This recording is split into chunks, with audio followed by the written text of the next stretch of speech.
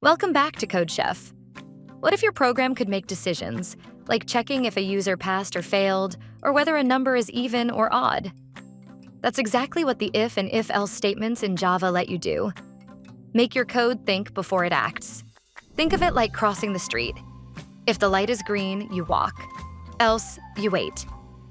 That's how if-else works. Check a condition and choose what to do next. In Java, an if statement tests a condition. If it's true, the code inside runs. An if-else statement runs one block if the condition is true, and another if it's false. Let's take an example. If marks are 75 and we check marks greater than or equal to 50, the program prints pass. If marks are 40, it prints fail. You can also use if alone when you only want to act on a true condition. Remember, use double equals for comparison, not a single equals sign.